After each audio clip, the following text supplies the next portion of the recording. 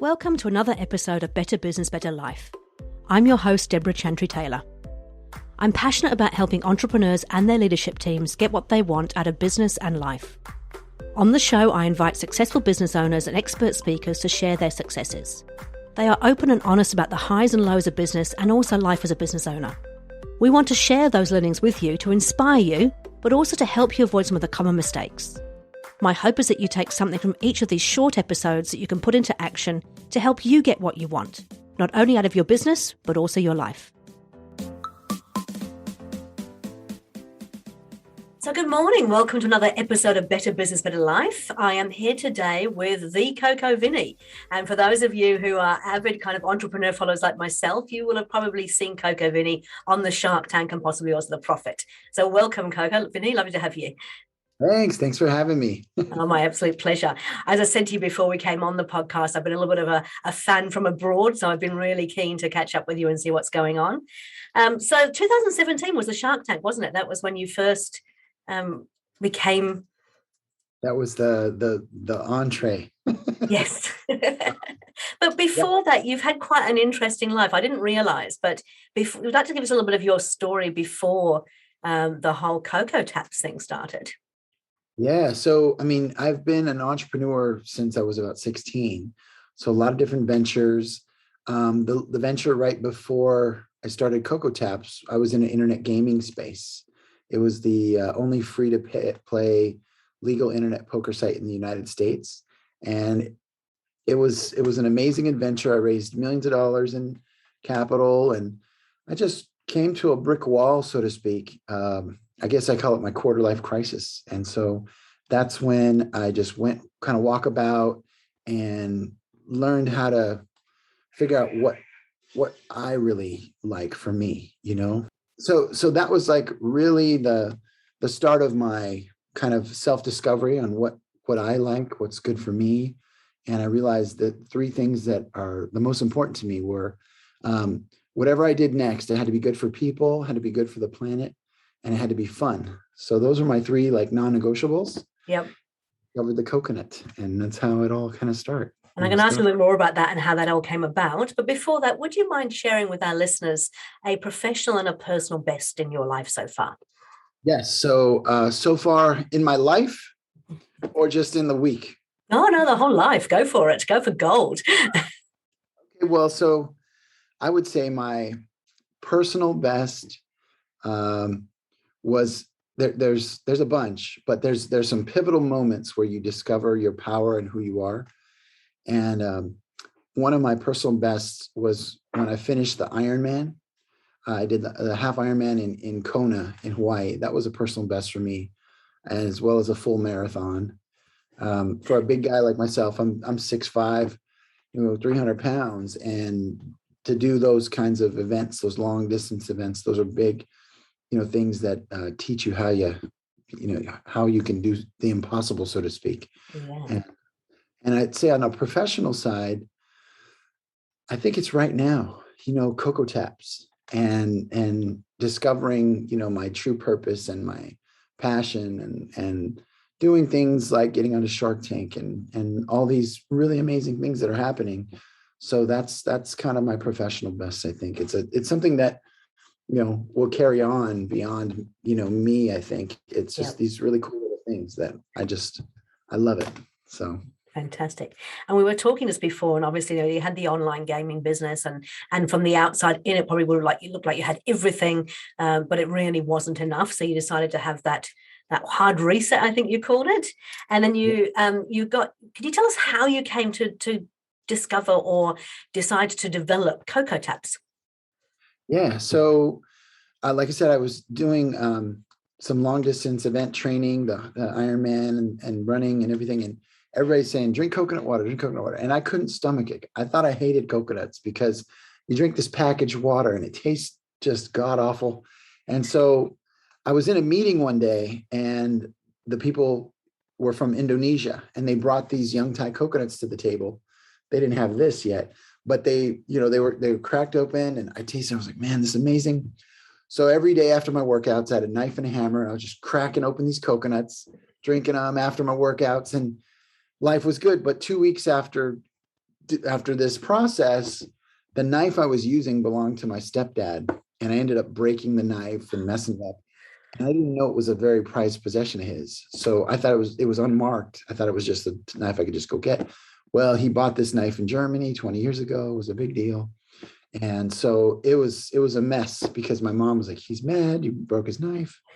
So that's where it started. And I was like, well, I can't be the only jamoke sitting here, breaking knives, almost cutting their fingers off on coconuts. So that's where it all started. And I said, why don't we just take the top of a water bottle and somehow get it into a coconut? That was the idea. That's how it started. And then, of course, it grew significantly, and you were in all of the restaurants, all of the hotels. Where can we find Coco Taps? I mean, in the US, it's about all over, isn't it? It's expanding. We're opening up 2 more territories this next year in 2022. Our international footprint's probably going to be another year after that. Yep. But we have a machine coming out that will go in all the bars and restaurants. It's a fully automated coconut cocktail machine. So you'll put the raw coconut in, it'll laser brand a logo, it'll drill a hole, and it'll even inject alcohol or juice or whatever you want into your coconut. So it's a coconut cocktail making machine. So that's our expansion plan. Those are gonna roll out everywhere. Yeah. And we have some exciting things. Before we get to all that, I'll tell you about my dream, the farms. Yep. We're going to be building coconut farms in Hawaii, Costa Rica, and even Puerto Rico to localize the coconut supply for the United States. So that's our big vision. 10-year target is to have 1 million coconut trees planted. Oh, that is just awesome. So tell me, I obviously know that you're using EOS in your business. And so when you talk about 10-year targets, for me, it's like, oh, yeah, of course. So I expect that. But not every business owner has those sort of 10-year targets, 3-year plans, all those things. It's one of the beauties of EOS. It gives us a chance to kind of full plan. How did you come across EOS, and why did you bring it into your business? Well, one of my friends and clients of previous business, Shelly Woodrow, and she just she'd been going through all this training, and she told me about it, and I was like, wow, that sounds great, and this was pre-COVID. So we started, and then COVID hit, and it was just it's probably one of the best things that could have happened to us during COVID, because we did everything remote, but it was still helpful to go through these processes and still learn how to pivot and learn how to adapt and adjust to what's going on and adjust the targets and make new ones, and, all that stuff. Because it would have hit you pretty hard, right? The COVID lockdowns over in the US.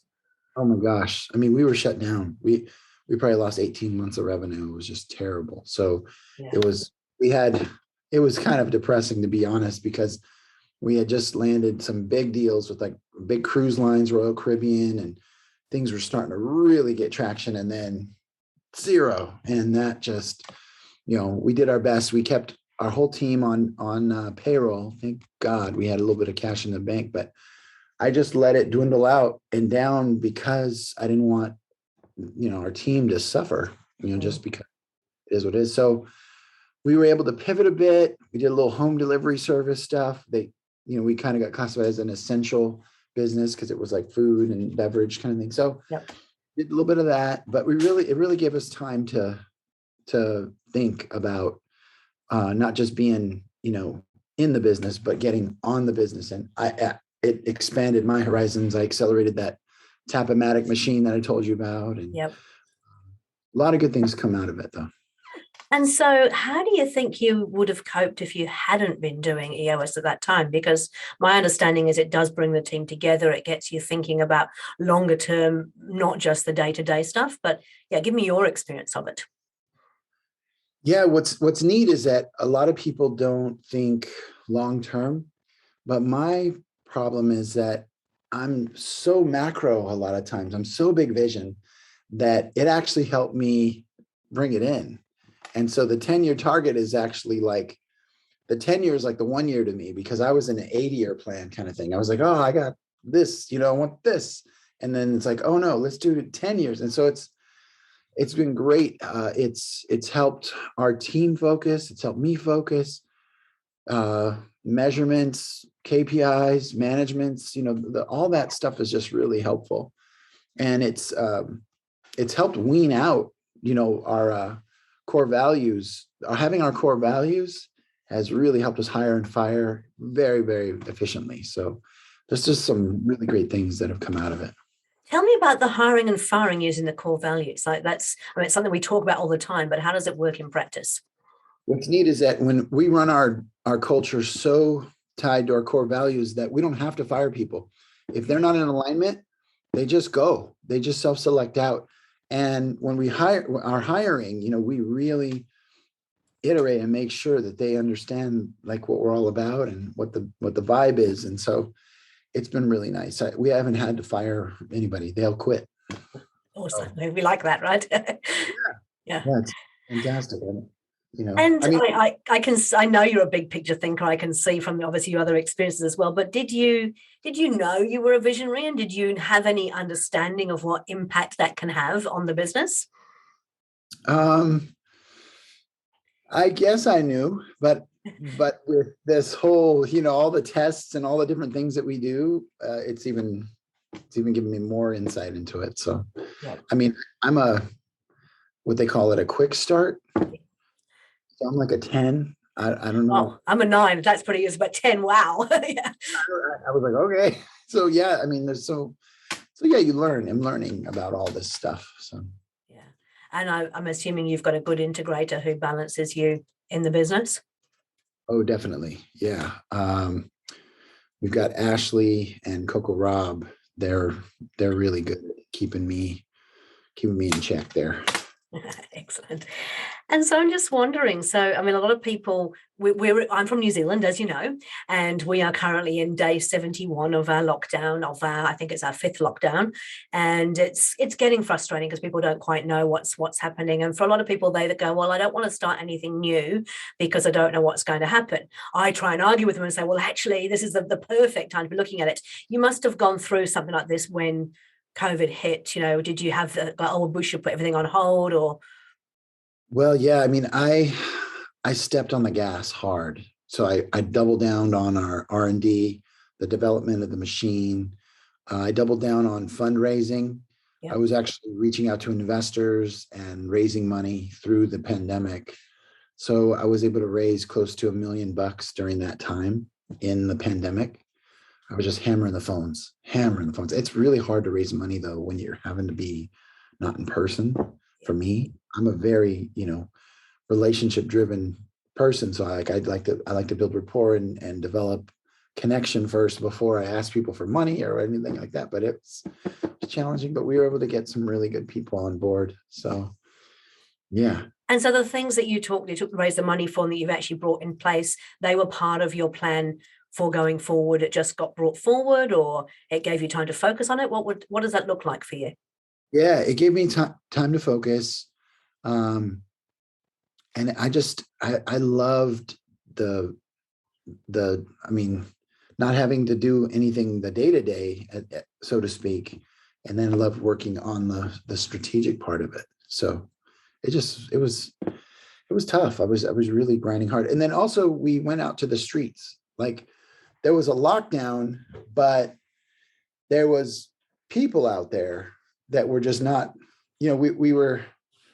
they started eating outside and doing things outdoors instead of being inside places. So we would go and set up our table out at the park where all those traffic was at, and we would sell coconuts out to the crowd, just kind of like guerrilla street marketing in a way. That really worked. That really paid off big. We set up at the Las Vegas sign when traffic started to come back. And so that was good. But, we had to get real creative.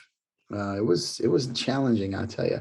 Yeah. I've never had so many like start stops. I mean, we lost probably $2 million in business because of the pandemic just shut down. How do you keep the team motivated through all that? Work. Yep. And just stay at it, keep paying everybody. I'm sure they're very grateful for that. Yeah. They were. It's like we didn't have to do that, but they we did whatever they could see. I was doing everything I could to keep it together. So I think when you go all in and you bet all in and you just keep working, then they follow. That keeps people motivated too. Fantastic. And of course, you're off on a trip tomorrow. Is that right? Yeah, I'm excited. We're going to Costa Rica tomorrow. Yeah. We are going to tour 2 different farms that we're going to potentially buy to start planting coconuts. Yep. We're excited. We're gonna plant a lot of trees, a lot of coconut trees. Yeah, that's fantastic. Can't wait to see that. So just from an overall point of view in terms of business, we talk about this whole hockey stick growth. Well, I don't, but universities do and say this is the way that business grows and it's all beautiful and smooth. It's not like that in real life, is it? No, it's not at all.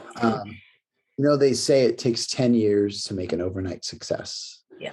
And I'm on year 7 or 8 right now in this venture. And honestly, it feels like we're just getting started. So I like to look long game. The biggest question that I hate being asked by investors or by anybody is, what's your exit strategy? What's your exit strategy? And I'm like, that's such a stupid question to me, because it's like, if you build something that you want and that you want to exist in the world, you don't necessarily want to think about getting out of it. It's like, I just came in. Why do I want to go think about getting out? And I think if you're thinking about getting out all the time, you lose a passion and you lose the love for the actual project.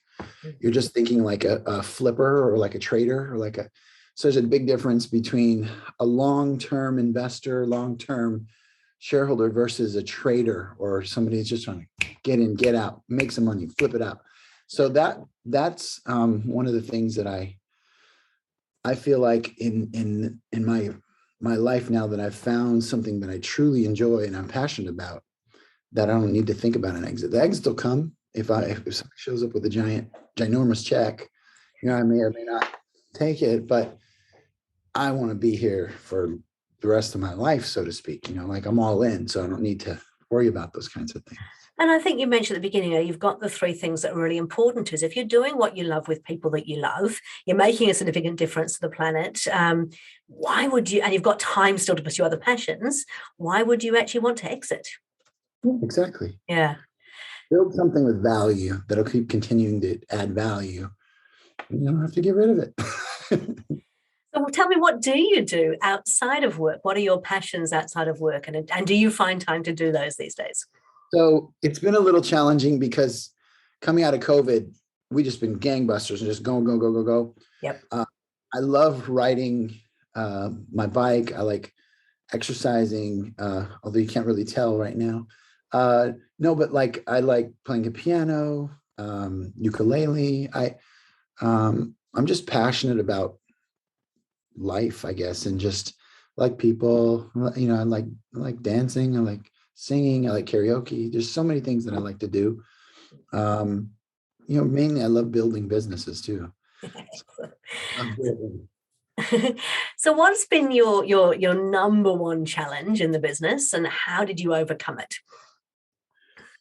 Well, I wouldn't say we overcame it yet, but one of the biggest challenges in any business, but in this business, has been I'd say raising enough capital. When you have something that's brand new, that's never been done, there's a lot of R&D, there's a lot of expenses, a lot of different things that you got to work on. So that's been a challenge, fundraising potentially, but we've overcome those, just meeting more people and working hard. I'd say another challenge for the business or for me personally. Either or, as both a business owner, but also for the business. Yeah. I mean, they always talk about, life balance. Mm-hmm. Like that's a fallacy. I feel like that's, if you're going to, you hear it a lot, but if you're going to build a business, you're going to put it out there, things are going to get out of balance and you're just going to have to work to get them, they're going to go this way, then you got to adjust them that way. So I think that's the biggest challenge, or the thing that people have to realize if they're going to go into business. This is not made for everyone. You have to have, I tell people, you got to have really big coconuts for this game. So what do you do when you find yourself out of balance? Well, I'm with you. I don't believe that actually it's a balance, as in it comes down to, if you're doing what you love, it doesn't really matter. But that said, you've got to be doing things that you love in all areas of your life.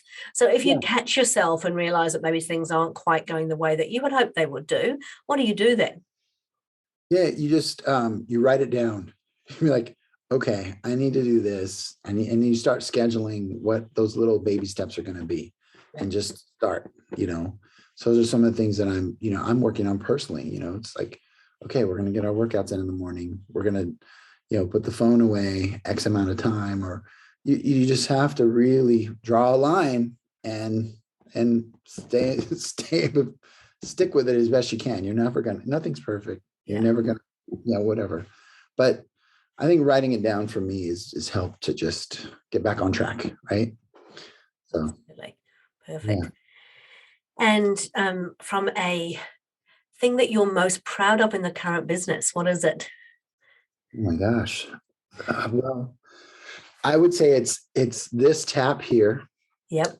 So proud because it took me over 3 years to get this made. This used to be made out of plastic, and now this little tap here is not plastic. It's made out of a ocean safe, fully compostable, biodegradable corn material. Yeah. This makes us full zero waste. So we could grind this up. We could bury this in the backyard. Yep. If it ends up in the ocean, or this coconut is yard waste. So we can literally use all of this again and grind it down and make other products. So I'm very proud that we got our patent on this. And it was really difficult. Like the tap and the cap has been this was a challenge to get something that's not plastic. Yep. And this is amazing. It performs like that. We found some partners called Beyond Green in California, and they helped us make this real. So this was a dream. And I'm extremely proud of this. And also the Tap-O-Matic machine that we're building. I know that sounds so exciting. I'm really thrilled by that. Yeah. Flow through, and then we make them real, and I'm like, oh my God, so that's it. That's what it's all about. So yeah, fantastic. Hey, for the listeners listening in, they're generally business owners themselves. They may feel like they're hitting the ceiling or coming up against some challenges. What are the 3 sort of top tips that you would give them for having a better business and a better life, for that matter? Well, not taking anything too seriously. I say every setback is a setup for a comeback. Yeah. So that's my big thing, is like, even failure is not a person, and it's just a moment, and you can change that moment. And just keep going. Don't stop. Keep going. Don't give up. Just, what is it? Like I said, anything worth stressing over is not worth it at all. I just really don't, you just got to keep things in perspective. Life is short anyways. None of us are getting out of here alive. Some of us haven't, with all this pandemic stuff and just all the things going on, like, I think that's what I'm so passionate about, just spreading some happiness, some joy, some Coco love, something that, what, I love this business because it's like, I tell my team sometimes, because we get stressed. I say, look, guys, it's just coconuts. Nobody's right? It's just coconuts. Like, let's just keep it in perspective, keep it in check. So that's it. You got to laugh and you got to have fun, is whatever you can do to keep going on. To keep on. That's what I try to do. Have you got any favorite, books or podcasts, TED Talks that you highly recommend? So lately, I haven't been consuming much of anything. I've just been going, but I've read Napoleon Hill, Think and Grow Rich a lot. Yep.